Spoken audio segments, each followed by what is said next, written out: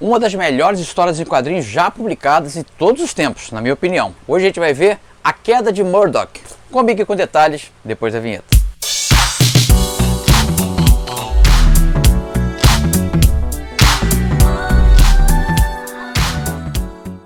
Fala galera, eu sou o Gico, você está no canal Gico HQ, o canal mais nostálgico quando o assunto é histórias em quadrinhos aqui do YouTube. E hoje a gente vai ver uma das melhores histórias, na minha opinião, não só do Demolidor, uma das melhores histórias já escritas dos quadrinhos.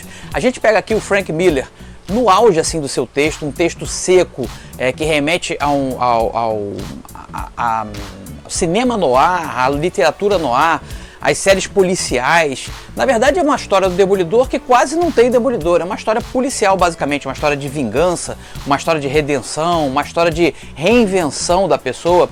Então essa história para mim marcou muito. Ela saiu aqui no Brasil na Super Aventuras Marvel, na mesma época que outra obra do Frank Miller e do David Mazzucchelli estava saindo também do Brasil, que é Batman Ano 1, que eu também acho sensacional.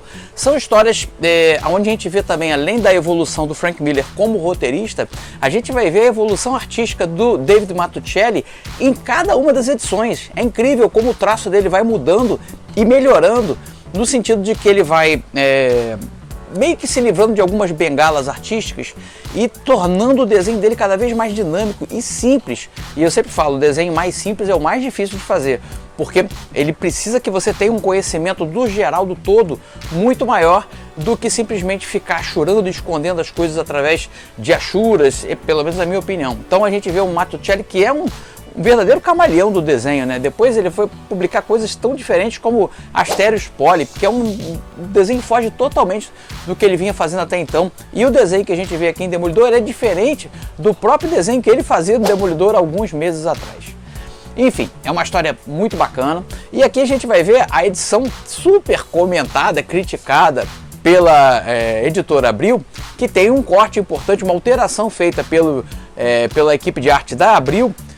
Na época não poderia, a direção da Abril não permitiu que saísse a Karen Page, que é uma personagem que... Essa história já é cheia de spoilers, já foi comentada muitas vezes, mas eu quis trazer para o canal porque não tinha comentado aí, uma história que eu gosto muito. Então se você quiser, aproveitando o gancho aí, quiser ver outros clássicos que já foram comentados a exaustão aqui no canal, por esse que vos fala, comenta aí, vê o que você quiser. Se você quiser que eu faça isso, fala aí quais são os grandes clássicos dos quadrinhos, não só de super-heróis, clássicos de quadrinhos de maneira geral. Fala aí que se você quiser que eu comente, eu comento, beleza? Bom, voltando então à editora Abril. Ela não queria, não podia, né, não era permitido pela direção se falar em drogas na época. Então era impossível colocar uma personagem se matando usando uma seringa para provocar overdose. Então foi modificado, como todo mundo já sabe, a Karen está segurando assim uma navalha, que iria se suicidar desse jeito. Enfim, são curiosidades e bastidores, e sobre esse assunto e outros, fica a minha dica aqui do livro da editora Heróica, O Império dos Gibis. O livro é sensacional, falando sobre toda a trajetória dos quadrinhos na editora Abril. Recomendo muito a leitura. Bom, agora vamos lá aos clipes. Eu gravei aqui, a história foi dividida em 5 partes aqui na saudosa Super Aventuras Marvel. Eu gravei os 5 clipes pra gente comentar. Não vou abordar as histórias que vêm depois, porque aí o arco se alonga um pouquinho, mas aqui é só a chamada Born Again, né, ou a Queda de Murdoch, beleza? Então tá aí esses 5 clipes, resumindo, muito resumidamente a história mesmo, é só pra gente poder relembrar. Fica aqui então a minha indicação para você comprar isso aí, porque isso aqui realmente, eu acho que isso aqui é uma coisa que vale a pena ler e reler várias e várias vezes, porque é muito bom. Além de ser uma história muito envolvente, é uma aula de narrativa. Cara, a narrativa desse quadrinho é muito legal. E para a sorte de vocês, a Panini acaba de lançar isso novamente. Está sempre em catálogo. A Salvat lançou, a Panini está lançando novamente. Então vale a pena ter em casa aí, você encontra até com preço bem legal. Dá uma buscada aí e se você quiser considerar, compra, deixa na sua prateleira, caso você ainda não tenha, beleza? Então acompanha aí os clipes, no final do vídeo eu tô de volta pra gente comentar o que vem aí no canal. A primeira história de hoje foi publicada na revista Super Aventuras Marvel número 62, de 10 de agosto de 1987, e traz a história publicada originalmente em Daredevil número 227 de 1985, texto de Frank Miller, desenhos de David Mazzucchelli. A gente acompanha no começo a Karen Page já num estado deplorável aqui, bem desgastada, surrada, maltratada. Ela está viciada em drogas e em troca de uma dose a mais, ela vende a identidade secreta do Demolidor. 6 semanas depois, esse papelzinho com a identidade secreta é vendido ao rei, que manda matar todo mundo que teve contato com ele. E aí começa a sua trama de vingança contra o Demolidor, mais especificamente Matt Murdock. Como a vingança é um prato que se serve frio, esse plano do rei só é colocado em prática muito tempo depois. E o Matt acorda como um dia, como fosse um outro, qualquer um dia de inverno, vai lá preparar o seu café da manhã e as coisas começam a dar errado desde já. Ele recebe cartas dizendo que seu nome foi levado para a Receita Federal, ele está sendo investigado pela polícia, ele liga para o contador pede para ele não ligar mais para ele, desliga na cara dele, tudo começa a acontecer nesse mesmo dia. Quando tudo já parece bem ruim, ele recebe uma intimação para comparecer ao tribunal do júri e não como testemunha, ou seja, como réu. A acusação é feita por um policial super respeitado na comunidade de que o Matt haveria cometido perjúrio num julgamento onde ele atuou como advogado. Em paralelo a isso, outras linhas narrativas da história é o Fogg, que começa um relacionamento amoroso com a Glory, o Ben Urich, que investiga o que está acontecendo com o Matt, além do Rei do Crime, que presencia tudo isso e manipula tudo isso, e o próprio Matt, que está envolvido nessa teia que o rei teceu. Ele resolve atuar como o Demolidor para descobrir se tem alguma pista que leve a quem está planejando isso contra ele. Lá na casa do Fogg, a Gloriana começa a se insinuar cada vez mais para ele. O Demolidor vai até a casa do policial que falsamente acusou o Matt Murdock e quer saber quem obrigou ele a fazer isso, já que ele era um cara respeitável. E a gente vai ver no último diálogo que ele está fazendo isso por causa do filho que está doente. E ele precisa do tratamento, do dinheiro para o tratamento. O Demolidor escuta isso lá de cima do prédio. Então ele sabe que alguém está querendo incriminá-lo, só que ele não consegue ouvir quem é que está do outro lado da linha por causa do barulho do rádio na casa do policial. Quando ele volta para casa, vai preparar uma refeição, uma sopinha, ele percebe que o gás foi cortado, ele vai ligar para a companhia, o telefone também foi cortado. Ele vai de manhã para uma cabine telefônica para ligar para o Fogg para pedir ajuda no julgamento do grande júri. E o rei, a distâncias escondidas, vai acompanhando essa degradação do Matt. O Demolidor perdeu as estribeiras, começa a espancar todo mundo em busca de informações. E no tribunal, graças a toda a perícia do Fogg, ele consegue livrar o Matt da cadeia, mas ele fica proibido de trabalhar, né? Perde sua licença para advogar. A gente tem um corte, vai ver o que está acontecendo com a Karen. Homens foram mandados para matar ela também, afinal de contas foi ela que começou esse drama todo. E no final, quando o Matt está voltando para casa, aí tem uma cena super impactante, que é a explosão do apartamento, do prédio dele, né, onde que a gente conhecia, o leitor conhecia, deixando ele então no meio dos escombros ali, e ele chega à conclusão de que quem está fazendo aquilo tudo, segurando o uniforme destruído do Demolidor, é o Rei do Crime. E aí ele termina assim: você não devia ter assinado. Termina aqui a primeira história. Em 8 de setembro de 1987, chegava às bancas Super Aventuras Marvel número 63, que traz a história publicada originalmente em Daredevil 228 de 1985. A cada capítulo, o Frank Miller e o David Mazzucchelli começam com o Matt Murdock deitado, e o jeito que ele está deitado cada vez mais demonstra a maneira como ele vai se degradando, vai se deteriorando sua vida em frangalhos. A Glory recebe uma ligação dizendo que o Matt que ligou e falando coisas totalmente sem sentido, ela fica apavorada com isso, o que demonstra já a fragilidade mental dele. Ele só tinha $10 no bolso depois que sua casa foi destruída, ele acaba achando uma pocilga, um hotelzinho barato, que é a única coisa que ele consegue pagar, e como uma pessoa em depressão, não tem vontade nem de levantar da cama para enfrentar os problemas, né? Toda vez que ele levanta, ele recua novamente e acha que é mais confortável ficar deitado esperando a vida passar do que enfrentar essa realidade tão dura, né? Quando ele consegue levantar e encostar na porta para sair, ele tem visões de que está espancando e matando o Rei do Crime, e quando ele acorda ele vê que nada aconteceu, na verdade ele está ali delirando na cama daquele hotel barato. E de lá do hotel ele escuta passos de um homem gordo no corredor, ele fica assustado, apavorado, levanta para se defender. É nada mais nada menos que o zelador ali do hotel, né, que veio cobrar mais uma diária, ele acaba espancando o sujeito. Tudo isso é relatado para o Rei do Crime, inclusive uma passagem quando o Matt já está aqui no metrô, e o Wesley está dizendo o que o Demolidor fez quando houve um assalto no metrô. Ele ficou quieto até o momento em que uma pessoa ameaçou ele com um revólver na cara. Daí parece que estala uma coisa dentro dele e ele esmurra os caras até não aguentar mais.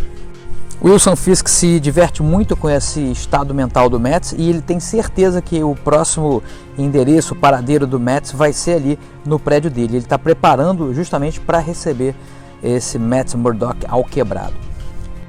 A Karen, que está no local sempre descrito como muito quente, não se sabe que local é esse, parece que é o México, ela está tentando falar com o Mads, que ela julga ser a única pessoa que pode salvá-la desses caras que querem matar. Ela quer voltar para Nova York para estar junto do Mads.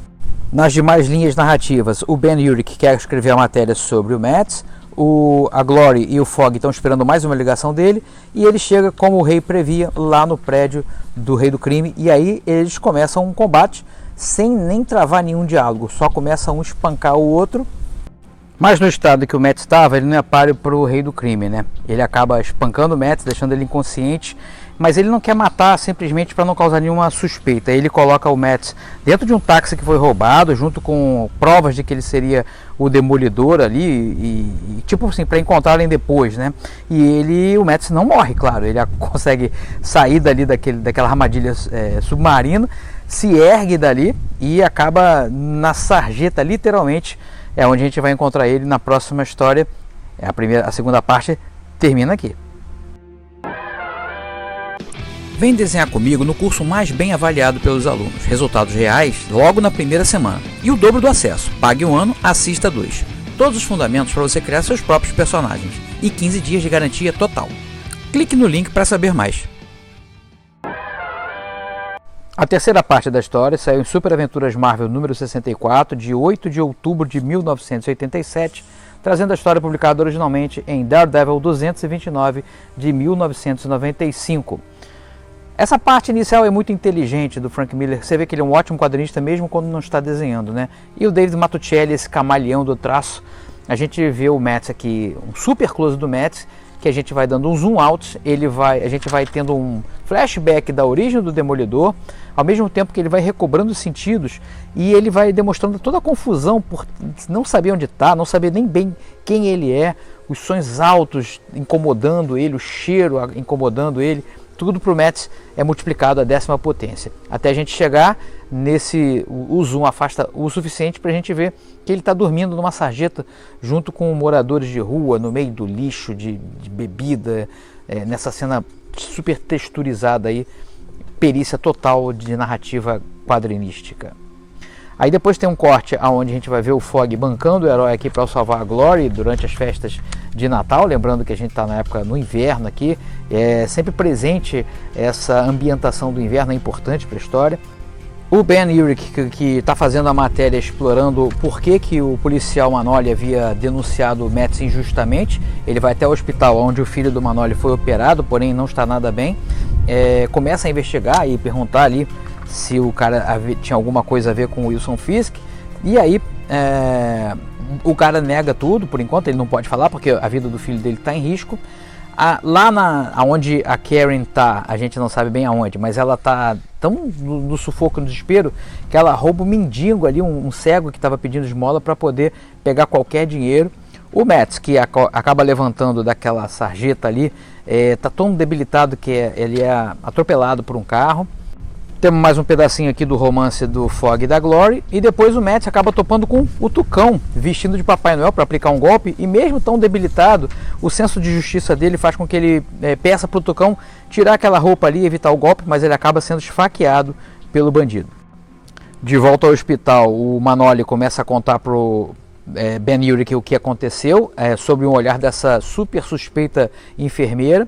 Lá onde está a Karen, ela está tentando alguém que ajude a defendê-la, né, dos caras que querem matar. Ela arruma um cara aqui, tipo um cafetão, para levá-la até Nova York, em troca de vocês sabem bem o que. Fogg e Glory começam seu romance, e quando o policial está contando tudo para o Ben, para lhe fazer a matéria, dizendo que ele se vendeu mesmo por causa do filho, chega a tal da enfermeira, mata o Manoli, quebra os dedos do Ben, dando a entender que ela também está na ficha de pagamento do Rei do Crime. O Mads chega até a antiga ginástica, né, onde ele fazia o treino, o pai dele era boxeador ali na academia Fogwell, começa a treinar, mas tão debilitado ele acaba desmaiando, e ele é salvo aqui por uma freira que pega ele já nessa cena bem a Pietà, né, segurando como fosse Jesus nos braços de Maria, e no finalzinho está o rei do crime suando, nervoso, porque não encontraram o corpo do Matt dentro daquele táxi. Termina aqui a terceira parte. Super Aventuras Marvel número 65 chega às bancas em novembro de 1987, mesma época que estava sendo publicado pela DC lá na Abril, as aventuras do Batman ano 1 pela mesma dupla criativa, Frank Miller e David Mazzucchelli. Aqui a gente vai ver Daredevil número 230 de 1986 e a gente já começa com o Matt delirando, ainda muito doente, muito abatido, mas vivo, conforme a Meg fala, a freira que o encontrou, né, nessa outra cena que lembra uma cena católica de Jesus na cruz, né, sendo recebido por Maria. Temos aqui a Karen fugindo lá da perseguição dos caras que querem matar ela. Temos também o Ben Urich sendo socorrido com seus dedos quebrados e o Matt aos pouquinhos recuperando a consciência. Karen se despede do cara que trouxe ela para Nova York, ela já está mais perto do Matt agora. O rei do crime, como sempre, convoca uma galera para espancar, o treino dele é espancar os outros. O Ben, ciente do risco que está correndo de fazer essa matéria, ele desiste, né, abandona a matéria no meio e pede para nem mencionar o nome do Matt. O Matt, lá no abrigo lá da freira, sente toda a calamidade da cidade, ele tenta inclusive sair dali, mas as pernas nem respondem de tão fraco que ele está. Karen não consegue se desvencilhar do sujeito que trouxe ela para Nova York, que continua abusando dela, mas ela consegue ligar para o Fogg pedindo para encontrar com ele.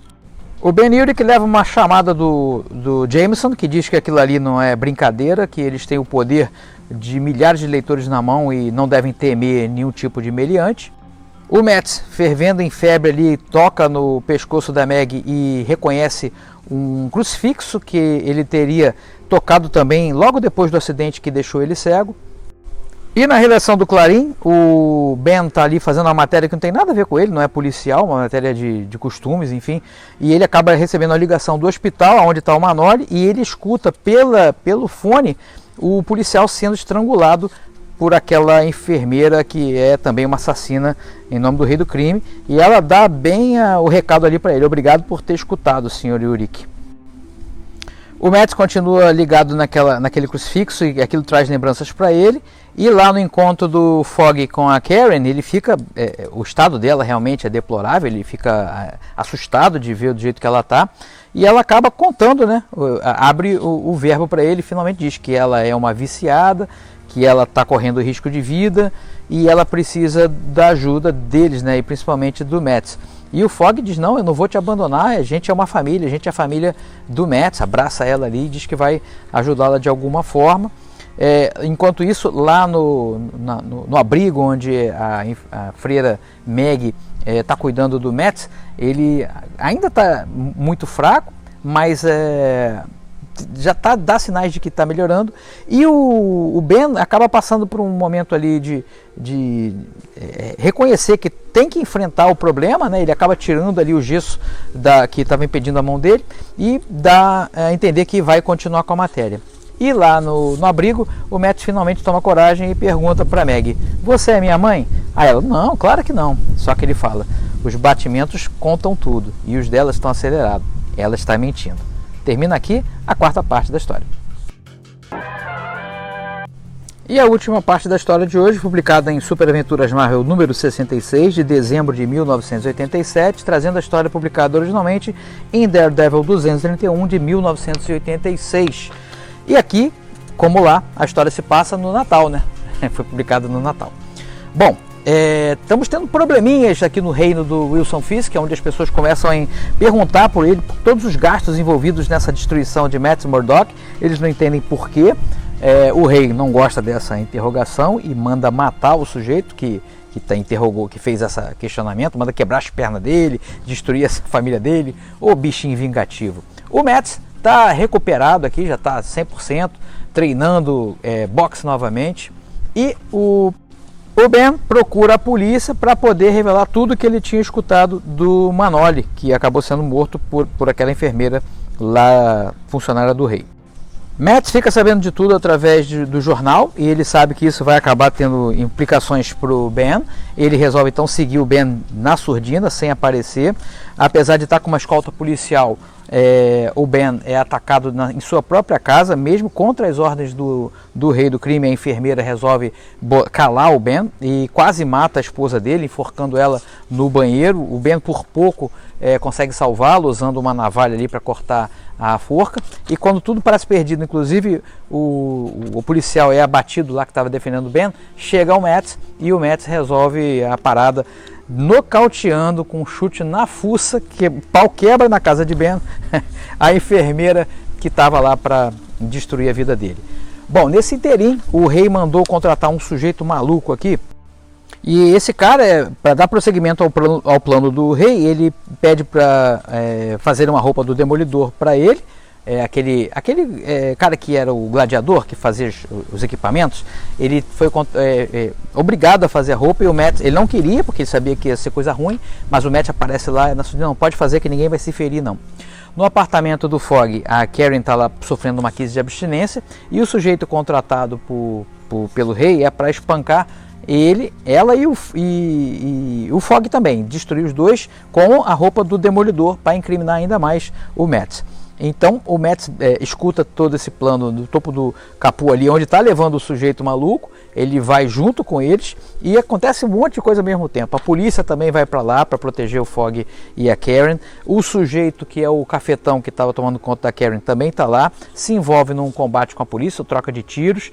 E aí o cara que foi levado para espancar a Karen e o Fogg acaba espancando o próprio o tenente ali do rei do crime, e o cara está totalmente descontrolado e ele sobe ali para poder dar cabo nessa execução, e o Matt está por lá para resolver. Então está aqui uma luta do Matt Murdock contra o Demolidor, uma inédita luta dos dois no topo do prédio lá do Fogg. Paralelo a isso, a Karen está sendo perseguida pelo cafetão, que acaba sendo baleado, e ele baleado cai no chão. Ela corre para onde está ele, a gente vai vasculhar a roupa dele, e aqui tem aquela famosa cena do corte da Editora Abril. Ela queria se matar aqui através de aplicando drogas, né, e provocando uma overdose, e a Editora Abril acaba redesenhando esse quadro e tirando da mão dela a seringa, colocando no lugar uma navalha, dando a entender que ela iria cortar os pulsos, mesmo dessa posição estranha onde ela segura a navalha como alguém estivesse segurando uma seringa. Mas aí o Demolidor chega, o Matt Murdock, né, chega e impede o cara que estava com o revólver na mão ali de atirar, e os dois se abraçam aqui na neve, dando a entender que agora vai ficar tudo bem. No final, o Ben Urich está relatando aqui a história que aconteceu. O sujeito maluco é encontrado sem roupa no topo do prédio, 2 bandidos morrem, 2 policiais também infelizmente morrem, um capanga do rei é levado preso, e o Ben quer saber o que aconteceu com Matt Murdock. Terminando aqui a saga da queda de Murdock. Baita história, Demolidor Born Again, Demolidor A Queda de Murdock. Não sei se vocês concordam, acho que vão concordar que é uma das melhores histórias já escritas de todos os gêneros. Uma história de policial, uma história além do gênero super-herói. Muito bacana mesmo. E a semana que vem eu estou de volta aqui no canal, como sempre, a partir da quarta-feira. Tem o quadro de lançamento, e a gente vai falar desse lançamento aqui, o primeiro da editora Monumental. Eles resgataram o trabalho chamado 1 milhão de anos atrás, do Joe Kubert, e a gente vai ver com detalhes essa edição aí, que você pode adquirir já na pré-venda da editora, e eu vou deixar lá no vídeo todos os detalhes e informações para você. Se você gosta de Joe Kubert, é uma boa ter na sua coleção. E lembrando que eu estou todo dia também lá no Instagram. Reforço o meu convite para você vir desenhar comigo no curso Desenhando Heróis. Tá aqui na descrição do link. Na descrição do vídeo tem um link para você adquirir o curso e se informar com mais detalhes sobre ele. E se você quiser também conhecer os meus quadrinhos autorais, também está lá. Convido para você visitar a loja do Salomão Ventura. Também tem aqui na descrição do vídeo um link para você conhecer. Tem muitos quadrinhos de graça para você ler por lá, e também os físicos se você quiser adquirir, e eu mando autografado para você, beleza? Fico por aqui, espero que tenham gostado do vídeo. Se puder, compartilhe o canal, compartilhe o vídeo, chame mais amigos para conhecer. Lembrando, quanto mais abelha, mais mel. Vai ser muito legal ter mais gente aqui pra gente falar dessa coisa que a gente gosta tanto, os quadrinhos clássicos, beleza? Se cuidem, até a próxima, pessoal. Tchau!